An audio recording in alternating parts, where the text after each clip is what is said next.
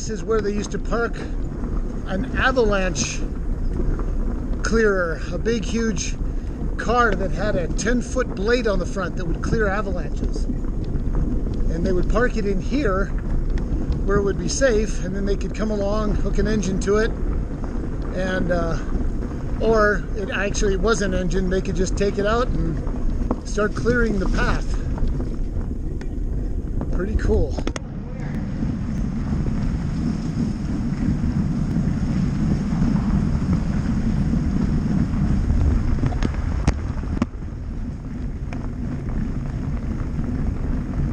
Rudder up.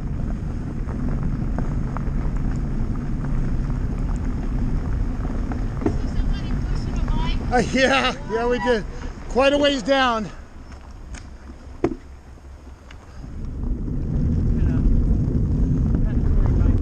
Oh, I saw Surly and then I didn't stop to read it.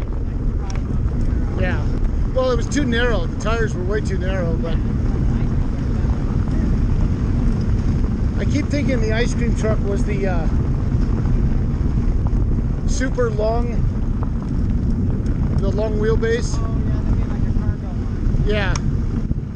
They make one that's like uber long that's perfect for rear panniers and. One of the good touring bikes they make, kind of a good all-rounder, is the Salsa Wednesday. Right. Wednesday's pretty good. Oh, you know what I'm thinking of? The long haul trucker. Oh yeah, that one's pretty good. Yeah, that thing's all set up. That Yeah, it's built for a lot of weight and. yeah, that's a good bike.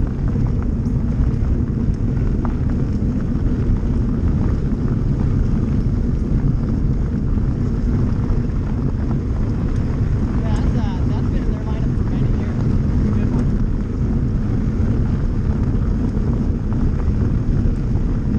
So what was, is that guy okay? Oh yeah, he said he was stopping for coffee. Oh, He was cragging. yeah. Oh shit. Shit. Guys, that's small. Back up. Oh, he's gone. Yeah, I just want to make sure there's nothing behind him. Yeah, because that's a pretty big one, actually. Holy shit. Black bears don't get that. Guys, Is it on? Oh, did you get it? I just want to make sure that that's not a cub. What was that? It was a black bear. But he was huge. Yeah, well, I think that's a full-size black bear. Okay. Black bears don't get. And judging by how fast he broke brush, he ain't coming back. Alright, folks, our first bear encounter. You'll splice this in. Little frightening. Sam, I think, caught it on his GoPro, so that'll be kind of, yeah, it's a little unnerving. He was hauling butt, though. Yeah. He was hauling balls, and you could hear him run through the brush. Well, and we were doing what we were supposed to do, making a ton of noise. Yeah. Well, these fat bikes on the gravel, not exactly too quiet. So, yeah, that was. Yeah, but let's not. Scary. I don't want to dawdle around here too long. Yeah, I don't want to. I just want to make sure he doesn't have like a. That's all right. Make sure he doesn't have a brother or a cousin coming up. Or something that are trying to cross the trail here, because. I wanted to make sure that wasn't a mom or. Yeah. Well, hopefully he doesn't have a friend, because I'm about to go here. I get eaten. Tell my wife I love her. Me too, but not your wife, my wife. Yeah, he was booking. Yeah, he was breaking brush bad. Yeah, Now, when you see this video, you can tell people, no, you cannot outrun a bear. yeah. I could not have run as fast as that guy was moving. Yeah, not running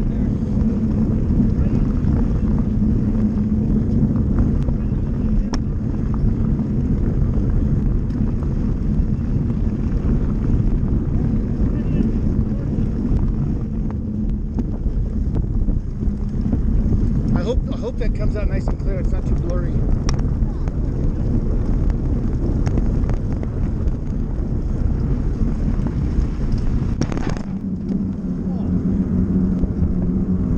Oh, wouldn't it be nice if it was like this the whole way?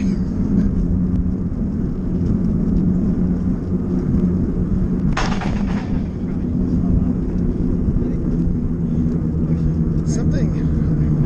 Yeah. 100 miles. Yeah, we've only gone 10.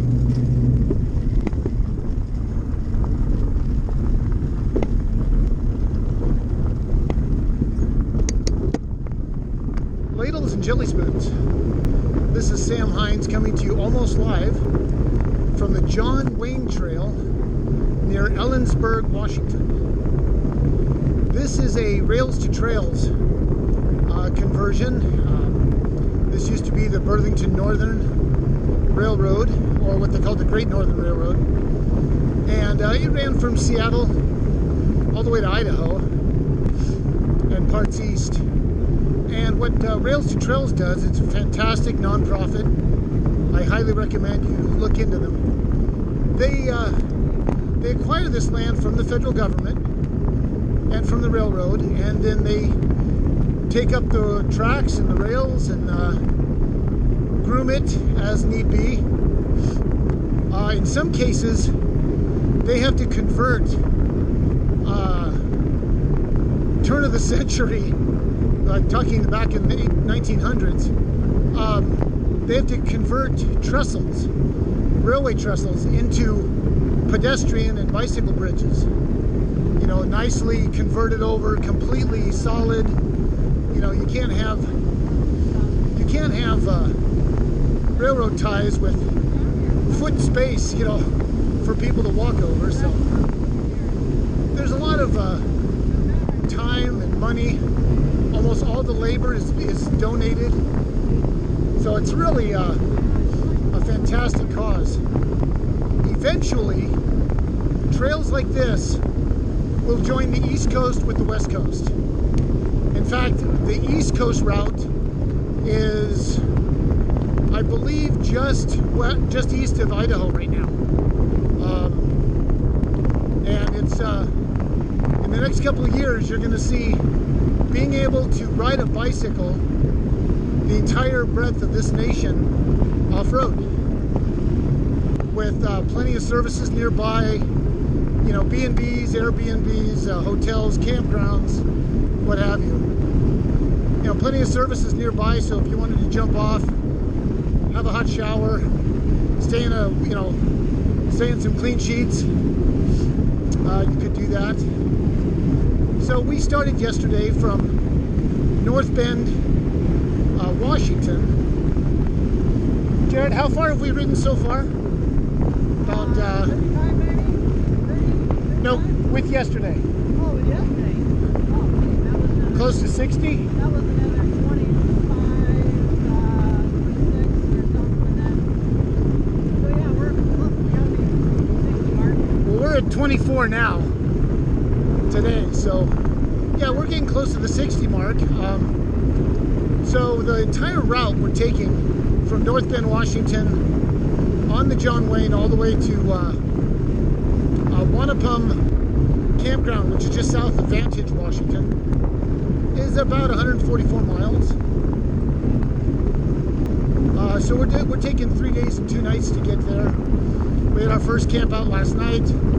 It was a primitive campground, just some flat spots and a picnic table. Oh, and bathrooms.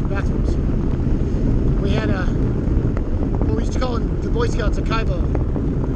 You know, a permanent porta potty. But it's been a beautiful ride. All today has been mostly flat. We're coming up on Ellensburg, which might give us some pretty hefty wind. It's blowing now, but we've got these trees blocking us in nicely, so we're not really doing a head-on with the wind yet. But it is much preferable to have the wind than the intense heat, in my opinion. So yeah, you'll stay with us here. We'll let you know how things continue. Somewhere in this video, you'll see we had a bear sighting. Crossed about 50 feet. About 50 feet across the road in front of us. He was doing what my father used to say, running like the mill tails of hell. I don't know what that means, but it used to mean really fast. So stay tuned, folks. more to come. And we're going into the Ellensburg Valley. We're right here along the Yakima River, and you can see one of the most common sights here in the high desert or low desert as you get out into Ellensburg are the windmills. Most of them don't run for some reason, but they are huge, and boy, do they apparently produce some electricity. But as you look over the valley, only about half of them are actually running. I've seen them transport these blades down the highway, and it takes about a 53-foot trailer, flatbed trailer, plus I think it's about a 12-foot extension behind the trailer with a wide load warning truck front and aft just to transport one of these things. I think they're about 60 feet in length. I'm not sure. I'll have to double check on that. Oh, we found another tunnel. Very cool. We've had half a dozen or so of these. The last one was surprisingly long. Couldn't really see the end of it. It took a wide bend in the middle. So we'll see what this one holds for us. Usually by the time you get to the entrance, you can see the other end. And no lighting is required. Yep, I can see the lights.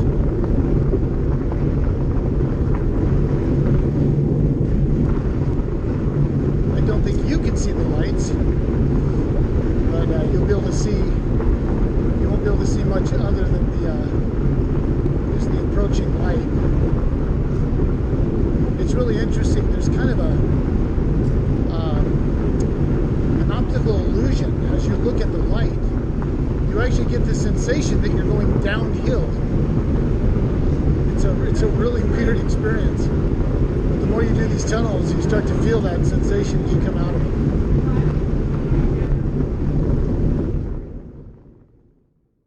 Ladles and Jelly Spoons. Sam Hines coming to you almost live. It is day 3 of the John Wayne tour. We started in North Bend, Washington 2 days ago. We did a very short day. We got a lot of things that kind of held us up. So we only did about 25 miles the first day. We did well over 50 yesterday, and then today we're going to do about another 50. We are just leaving Ellensburg, Washington. Spent the night at the Kittitas County Fairgrounds. Not all what we expected. It was what you could call fairly primitive, although they did have showers that either produced incredibly cold water or scalding. So you could either freeze or make soup. And I slept in today and stayed up late. I stayed up past 9 o'clock because I didn't want to wake up at 4 like I did the day before. And sadly, putting the camp back together after that high wind last night, it took a really long time. So here it is, 9 a.m. Very late start. When you're riding through eastern Washington, especially during or on the tail end of summer, do get an earlier start. We're expecting high 90s today. So yeah, you really don't want to be riding during the brunt of the heat. Here's one of thousands of crossings until you get out in the outback. Constantly covering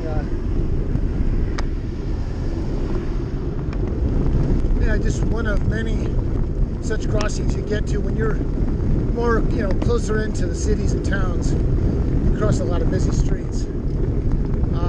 The John Wayne actually passes through the center of Ellensburg. It takes you right by the fairgrounds. So when we woke up, we were 25 yards from the trailhead. It was nice. So as you can see, it's going to be pretty much straight on. Second star to the right and straight on till midnight. I mean, it's straight on till morning, sorry. There was a pretty severe wildfire south of us. It looks like it's somewhat dissipated.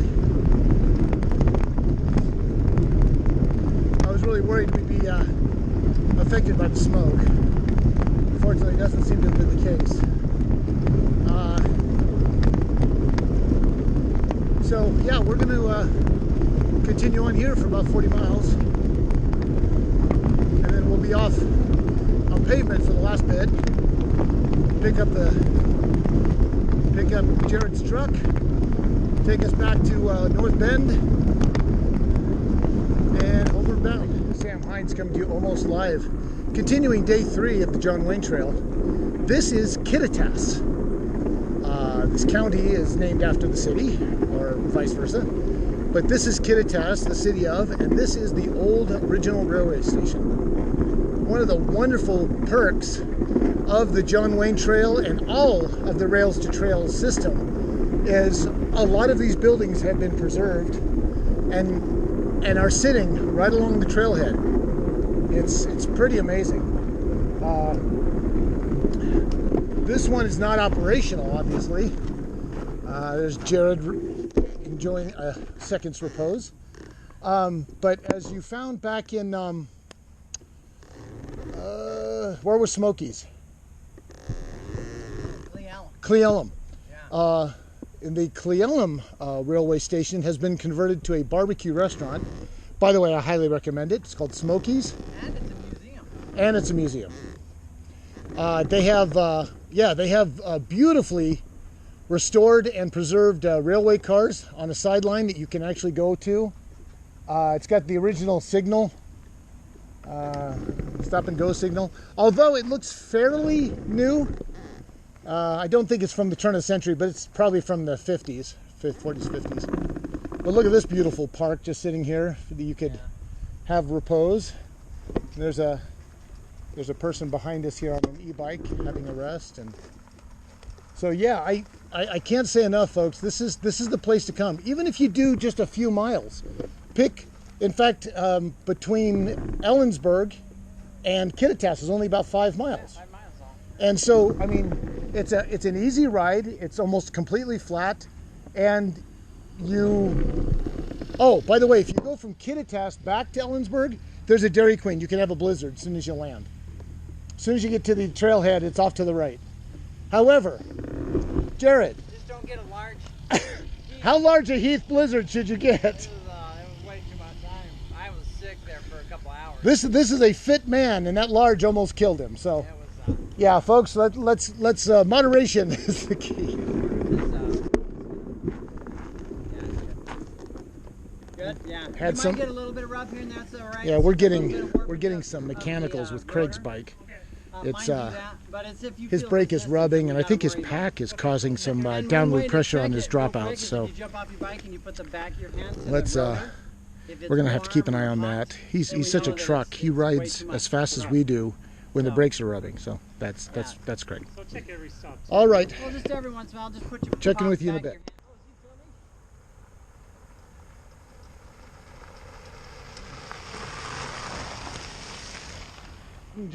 Ladles and jelly spoons. Sam Hines coming to you almost live. Continuation, day 3. So we've now come to what's called a detour. Here in the John Wayne Trail, it is not 100% continuous yet. Because, as I said, Rails to Trails is an all-volunteer nonprofit, and you know, they're limited by how much they can do. Up ahead here, this trail, there is a trestle that still needs to be converted to a safe avenue for bikes and pedestrians. So They've yet to do that. The local park ranger did say it was going to be done by next year. So in the meantime, if you'll look over this way, hope that truck isn't too loud. We're going to go up this road, and we're going to go up there, and there's a switchback. Some pretty nasty climbing for a fully loaded bike like we've got. But you know, it's you got to pay to play, and I would still rather be doing this than be at work at the Buy More, working for the Nerd Herd. So, you know, it is what it is. It's my opinion, small price to pay for enjoying it. Jared just got off the phone. Jared owns Morris Custom Bicycles in Richland, Washington, and every once in a while his phone will blow up with customers. It's a fascinating situation here in the pandemic, or as I like to call it, the plandemic. Bicycling has just exploded. It's just really been extraordinary how busy cycling suddenly became. Sorry about that. There we go. So during this pandemic, the bicycling has just exploded. Everyone is riding bicycles. Not only because it's absolutely the best way to stay in shape, get some good exercise, and see the country, but it's just with people kind of feeling shut in and not being able to do social things, bicycling kind of gives them a freedom that maybe they wouldn't get otherwise. So it's been really hard. Everyone's looking, they're not only coming to him because he's a brilliant mechanic and he designs and builds custom bicycles, but because all your local bike shops are swamped. They're weeks and weeks behind in getting things fixed and repaired and adjusted. And the thing that Jared's also finding out is that supply is extremely low. Getting things ordered from full bikes all the way down to just inner tubes, it's getting harder and harder. So, I mean, in fact, when we were preparing for the Columbia-Plateau trail, which we did earlier this month, I'll put a reference in the description. I'll put a link down below where you can see that video.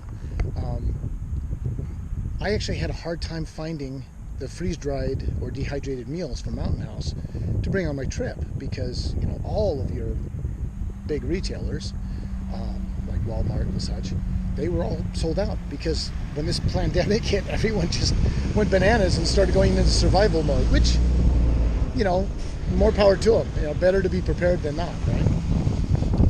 So yeah, it's there's been a lot of adjustments in this, but one side note: don't ride your bicycle with a mask on. If you're out pedaling and and working on your aerobic endurance and such, don't tax your lungs and then occlude your lungs by having a mask that makes it harder to breathe. Okay, take the mask off while you're riding. If you're going to stop and give someone a hug or a kiss, you can put your mask back on. But when you're riding, take it off and breathe. Okay. Anyway, we'll talk again on the backside of this hill. Ladles and Jelly Spoons, Sam Hines coming to you still almost live. Continuation, day 3.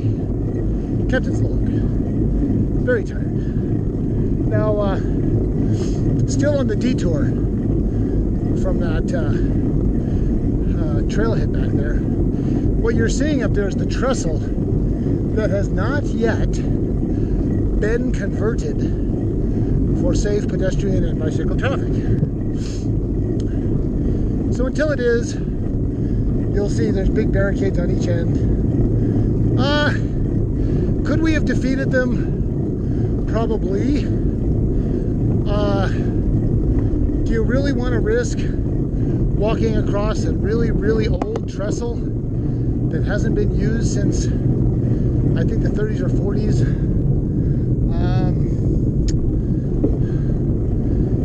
There's essentially, you've got railroad tracks and you've got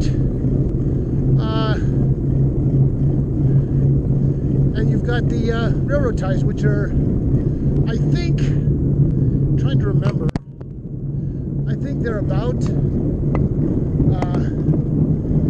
10 inches apart. I honestly can't remember. I've played around a lot of railroad tracks. Yeah, you're right. Not the smartest kid in the world. But yeah, I think. But anyway, I just remember the gap is significant. I remember thinking as a child, my foot would go straight through, and if not for my my prominent nose, I would have probably gone right straight through. So this is supposedly the last climb. Of course, that's what they always say. Some jelly spoons, just to give you another reason why it's blocked off. This trestle doesn't have railroad ties. It just has these metal cross beams, about 6 to 8 feet across. So the idea that you could drop to your death would be quite easy, I'm afraid. So why didn't we do this? We could have carried our heavy bike across. Yeah. So yeah, you definitely don't want to chance something like this. When you see a blockade, honor it, and then come next year, it'll all be done. Jelly spoons, this is Sam Hines coming to you almost live once again. Day 3 continuous. Ugh. And when we're here on the John Wayne Pioneer Trail, but at this point we're entering the Joint Base Lewis McChord Yakima Training Center, which is an Army base. And there's a lot of things they do out here, helicopter training. They do a little bit of munitions, things like that. Excuse me. So you have to sign in. There's a kiosk right here. You have to sign in and out. You fill out a little coupon, and at the end of the trail, you have to put the other half of that coupon in a box to prove that you, in fact, left. If they don't find your coupon, then they have to go out and look for you. As well they should, because that would be a really bad thing. So now we're officially on the Fort Lewis McChord base, and as you can see, we're definitely not in the forest anymore. This is a very, very dry desert. Probably going to be without shade for quite some time. In fact, probably for the duration of the rest of our ride. It's pretty much like this all the way to where we're going. We only have about 25 miles to go. Should take us about 2.5 hours. If we can average right around 10 miles an hour. Not really sure if that's going to be feasible on this one. As you can see by the camera, very rough, soft sand. Normally the Goblin, I'm sorry, the Goblin, it's my other bike. The Pugsley lives for soft sand. Anything that a bike would normally like, the Pugsley flourishes. But today she's carrying about 75 pounds of gear, not to mention my ever-increasing backside. So yeah, it's big bumps. So I'm seeing a lot of horse tracks through here, a lot of hoof prints, not a lot of bikes. So anyway, we'll get down the road and we'll check in again. Jelly spoons, Sam Hines calling. Once again, almost live. Day 3 continued. We've had some excitement. We're on the very last leg of the Army base, Fort Joint Base.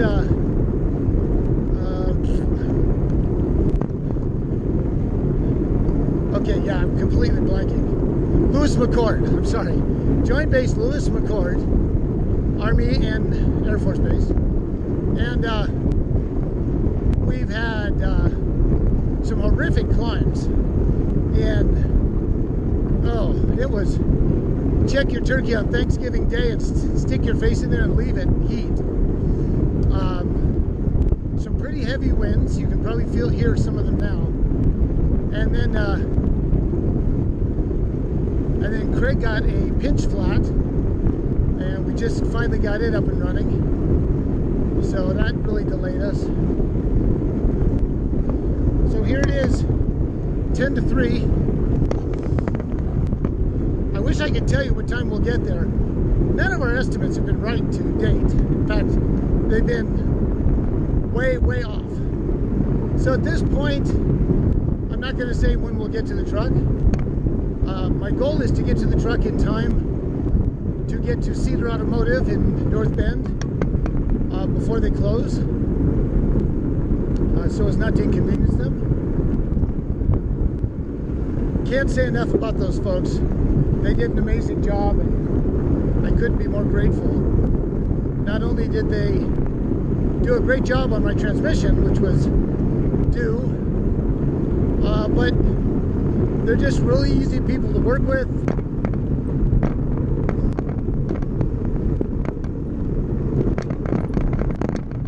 A little downhill.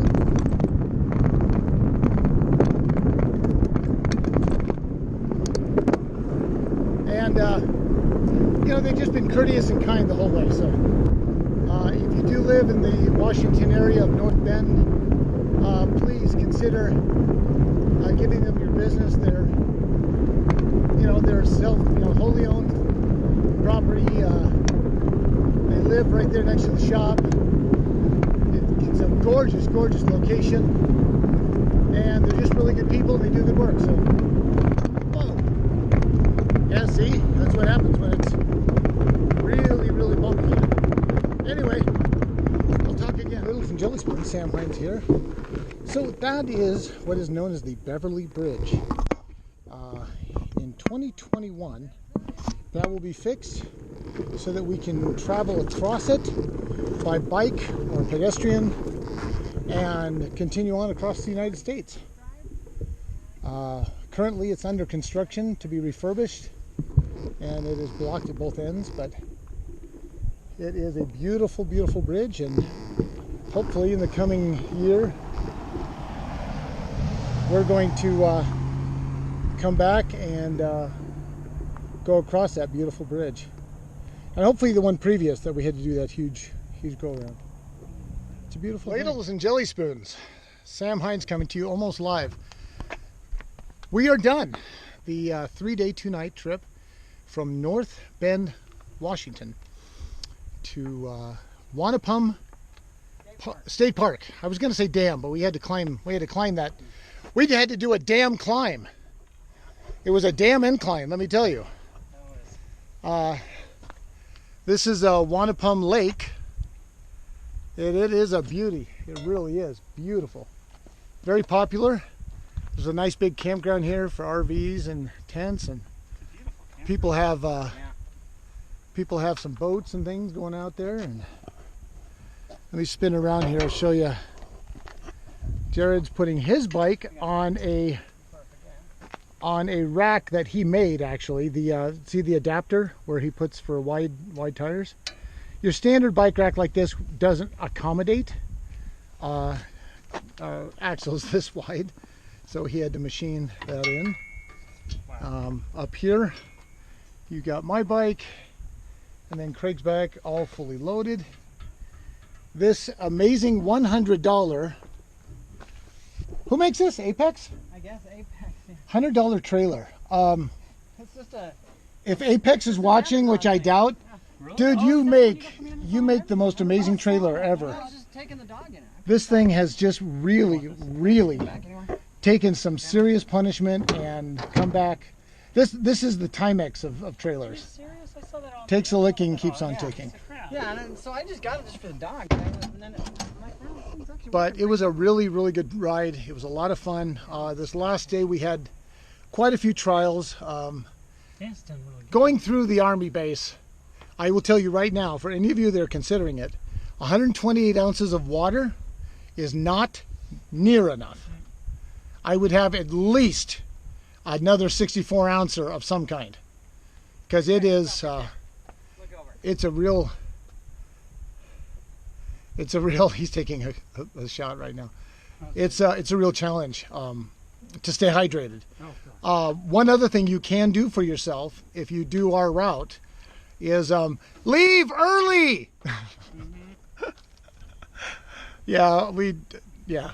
Jared was sitting there for a couple of hours while Craig and I were getting our camp ready, and trust me, if we had left around 6 or 7, this would have been a different scenario. It would have still been hard, but I think we had a little bit more cool weather, and that ended up being quite a trial. That heat really saps you. Even with plenty of fluids, you can still really succumb. So you want to make sure you have plenty of water, and make sure you're eating all the time. They say 200 calories an hour for this type of thing, but don't care what they say. Just eat on a regular basis.